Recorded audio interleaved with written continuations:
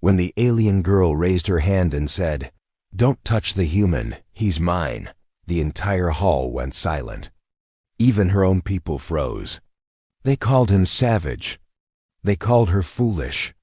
But she had seen something in the human's eyes, something that could change their entire world. The trade arena of Varel Prime smelled of polished metal, ozone, and fear. Beneath the glimmering lights, beings from a dozen star systems watched as the last prisoner of the day was dragged forward, a human male, chained at the wrists, blood dried on his collarbone. His name was Ethan Cole, though no one here cared. On the raised platform, Lyra Valen stood in her ceremonial armor, silver blue skin catching the light. She was an elf-descended species, tall, sharp-eared, graceful, and feared across the rim. Beside her perched two dragons, Ashen and Flint, each the size of a large hound. Wings folded neatly, eyes glimmering with predatory calm. The auctioneer, a bulbous creature with translucent skin, rasped into the mic. Lot 23, one Terran male, combat grade, unmodified. Dangerous reflexes. Known for unpredictable defiance. The crowd murmured. Lyra had seen that look before, how other species spoke of humans with a mix of awe and contempt. They were always too stubborn to break, too wild to train. Savages, her father had called them. Brutes wearing skins of civility. But Lyra had fought alongside one once. She remembered the chaos on the frontier world of Drathan V, where a single human soldier had stood between her people and annihilation. He'd been fearless, irrationally so, and had smiled even when surrounded. He'd died saving her unit. That smile haunted her still. Now, years later, she saw it again in this man's eyes. Ethan stared at the crowd like a cornered wolf, gaze unwavering. He didn't beg, didn't plead. His jaw was set, his silence louder than any roar. The auctioneer tapped a claw on the console. "Opening bid. 500 credits," someone shouted. 1,000. Countered another. 2,500, came a voice from the shadows. The bids rose like heat in a forge. Ethan stood still, expression carved from stone. Lyra's dragon shifted, uneasy. Ashen's throat glowed faintly with suppressed flame. Lyra felt the pull of something, instinct or fate, she couldn't tell. 10,000 credits, she said quietly. The entire hall fell silent. Heads turned. Even the auctioneer blinked, his translucent skin flushing purple. 10,000? He repeated. Lyra nodded once. The bidding stopped. No one dared go higher. No one wanted to challenge a Valen noble, especially not one flanked by two dragons. When the hammer fell, the guards moved to deliver the human. One grabbed Ethan's arm too roughly. He reacted without thought, wrist twisting, elbow snapping back, and the guard's weapon clattered to the floor. In an instant, 3 rifles were raised at him. Before they could fire, Lyra's voice cut through the chaos like a blade. "Don't touch the human. He's mine." The guards froze. The air itself seemed to hold its breath. Lyra stepped forward, her dragons lowering their heads, growling softly. The guard staggered back, clutching his bruised wrist.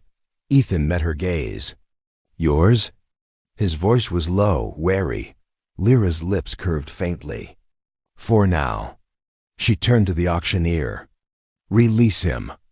I'll take responsibility." The alien hesitated, but obeyed. Chains hissed open. Ethan flexed his wrists, skin raw but unbroken. His gaze swept the hall, every alien eye fixed on him with disdain, curiosity, or fear. When Lyra turned away, he didn't follow immediately. "Why?" he asked. "You don't even know me." Lyra paused, her dragons circling her ankles like shadows. "Because you're the first one here who didn't bow." His expression softened barely. "And that's worth 10,000 credits?" "It might be worth a war," she said quietly. The journey back to her starship, the Ilarian, was tense. Ethan sat in the cargo bay, silent, muscles coiled. Lyra watched from the walkway above. Her dragons perched beside her, tails flicking. Flint tilted his head. "He smells like battle," the dragon whispered telepathically. "I know," Lyra answered in thought. "He's dangerous. Then why keep him?" Ashen asked. Lyra's gaze softened. "Because sometimes danger tells the truth when peace won't." Down below, Ethan noticed her watching. "Your people buy fighters often?" he asked. "No, we usually conquer them." He gave a dry laugh. "So I'm a project then." She hesitated. "A lesson. For both of us." He looked up at her, eyes steady. "And what lesson's that?" Lyra leaned on the railing, her voice a quiet promise. "That maybe the galaxy's wrong about humans."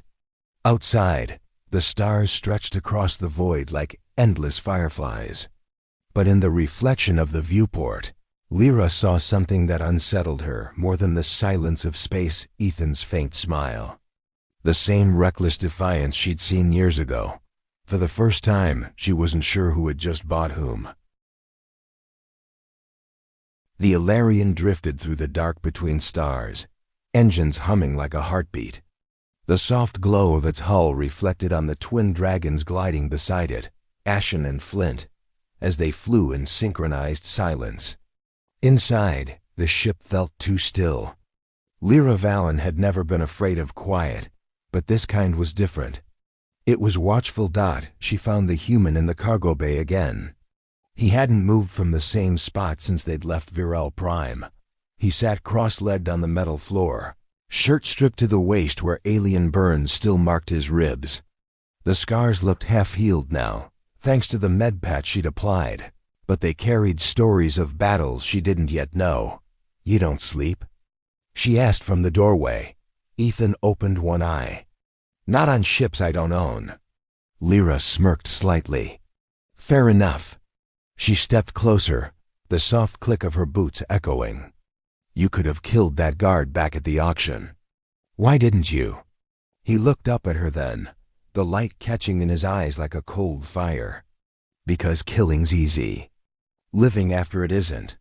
Lyra paused. There was a weight in his voice, heavy as guilt and older than pride. "You sound like someone who's done both." He didn't answer, but that silence said more than words. The dragons arrived quietly, wings whispering against the air. Flint, the larger one, landed between them, sniffing at Ethan with curiosity. Ashen followed, tilting her head, tongue flicking like a flame. Ethan didn't flinch. "They understand you?" "They understand everyone," Lyra said softly. "They're empathic. They feel emotion like scent." Ashen let out a low growl, not hostile, just uncertain. Lyra frowned. "What is it?" "She doesn't trust me," Ethan said. "That makes two of you." Lyra folded her arms. "Trust is earned. And bought?" he asked. Her gaze hardened. "You think I bought you like property?" Ethan met her eyes, unblinking. "Didn't you?" For a moment, the air between them felt alive, like static before lightning. Then she exhaled slowly. "You'll understand soon enough. The credits weren't for ownership, they were for protection." "Protection from what?" "From my people," she said. Later that night cycle, the Ilarians' lights dimmed to the blue hue of rest mode. Most of the crew were asleep, though crew was generous. It was only Lyra, her dragons, and one very uneasy human. Lyra sat in the control room, watching the holomap spin. Her people's border stretched far beyond what Ethan's kind once imagined. Yet she felt smaller every day, trapped inside a culture that worshipped control and despised compassion. Her father, High Commander Valen, ruled an empire built on logic and hierarchy. Emotion was weakness. Empathy was danger. And she had just purchased both. A soft sound behind her drew her attention. Ethan stood there, wearing one of her ship's spare jackets, its sleeves too short for his frame. "You're awake," she said. "Couldn't sleep." He looked out at the stars. "Never thought I'd see them from this side of a cell." Lyra gestured to the seat across from her. Then you're already freer than most. He sat, leaning back with a sigh. You said you bought me to protect me. Why? Because I've seen what happens to humans sold to my kind, she said quietly. They're taken to the academies, studied, broken. He looked at her sharply. And you? I was trained to break them. Silence. Then Ethan's jaw tightened. So what changed? Lyra hesitated. A human once saved my life. He called me friend before dying in my arms. I thought it was weakness.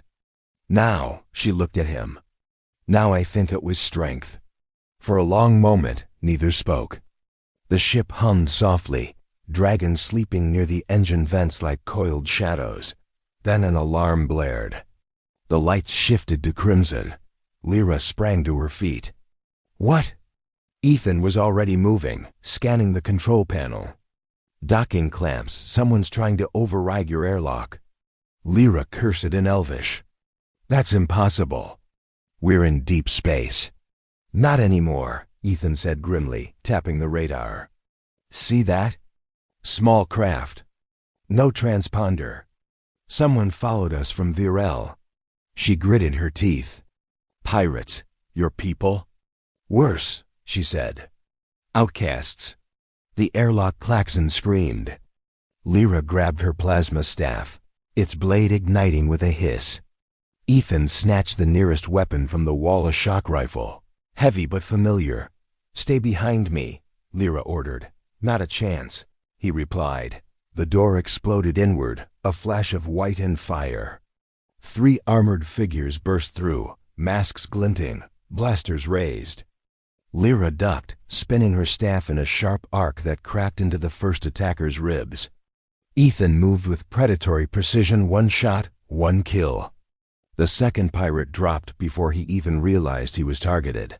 The third lunged, claws slashing at Lyra's arm.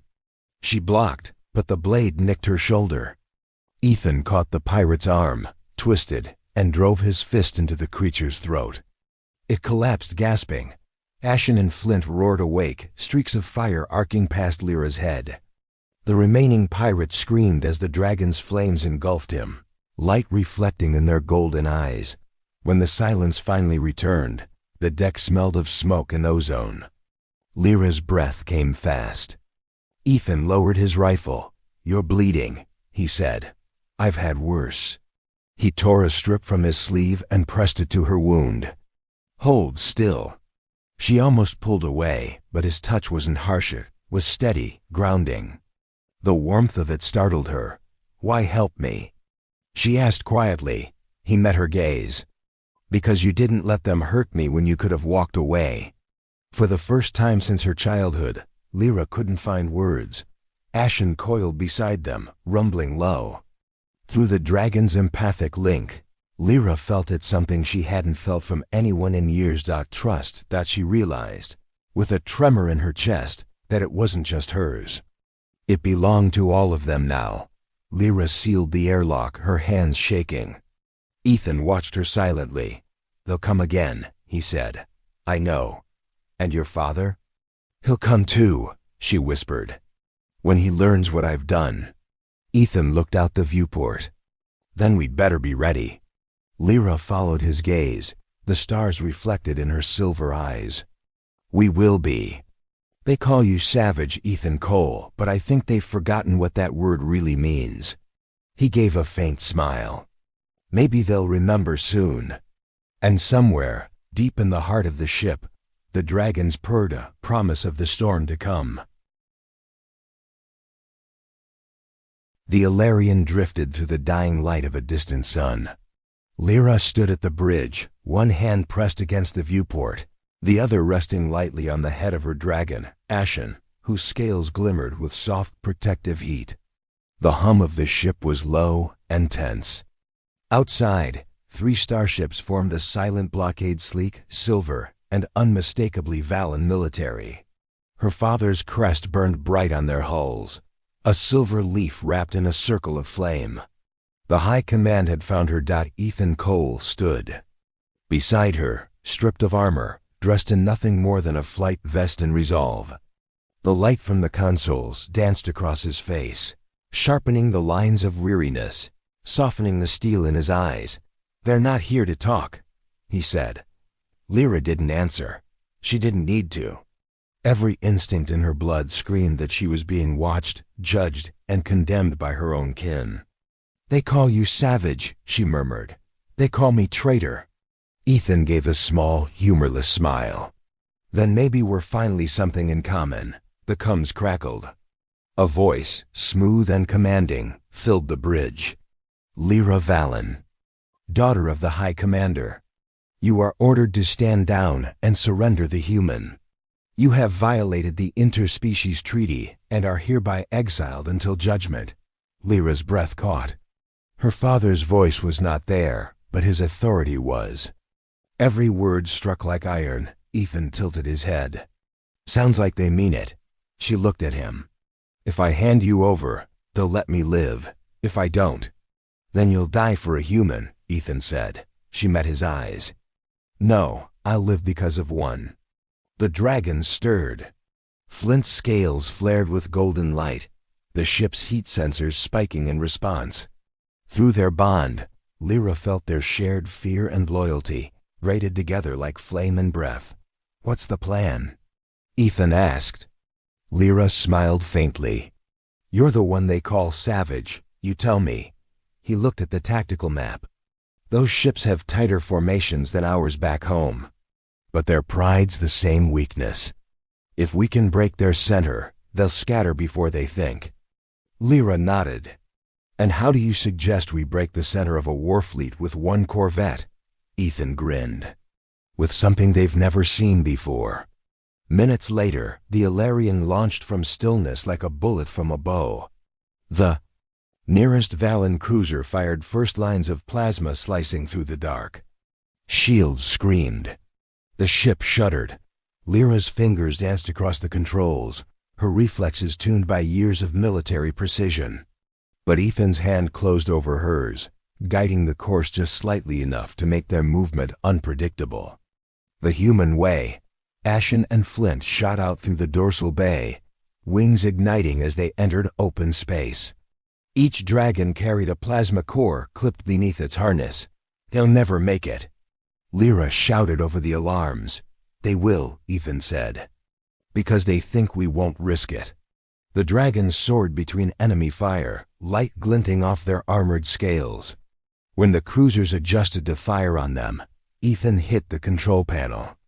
Now, the plasma cores detached, triggered remotely.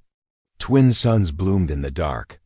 The shockwave tore through the central formation, knocking two cruisers off balance and frying their shield arrays.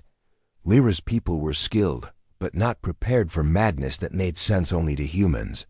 "Centers open," Ethan called. Lyra didn't hesitate. She dove the Ilarion straight through the gap, the ship screaming from the stress. Energy flared across the hull like lightning. On the cums, a furious voice roared.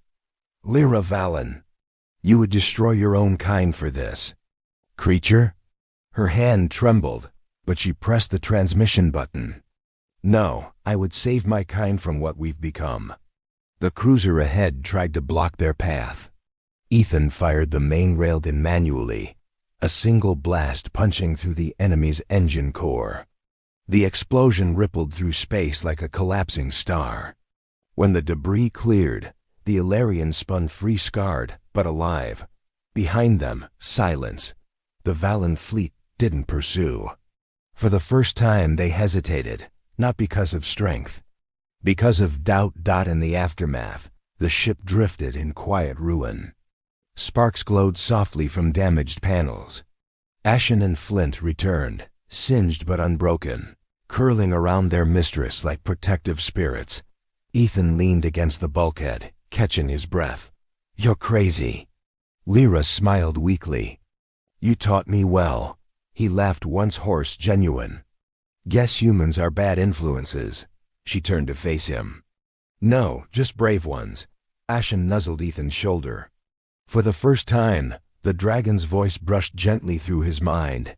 "You fought with fire." Ethan blinked. "Did it just talk to me?" Lyra's lips curved. It means they've accepted you. Lucky me, he said. But there was warmth in his tone. They stood in silence, watching the stars slide past. The ship was battered, and the galaxy would call them fugitives. Yet something had changed, something larger than rebellion. Lyra looked at him. "They'll write songs about this, you know." He smirked. "About what?" "The day a human and an elf defied an empire," she said softly. Ethan met her gaze. "Or maybe they'll just remember the day someone finally said, 'Don't touch the human.'" "He's mine." Her smile deepened, tired but real. "Then I suppose history will remember us both." Outside, the dragons roared into the starlight, their twin voices echoing across the void, an oath and a warning both. And for the first time in her life, Lyra Valen felt free. If you enjoyed this story, make sure to subscribe and follow for more cinematic HFY tales of courage, humanity, and connection among the stars. New stories every week where emotion meets the unknown.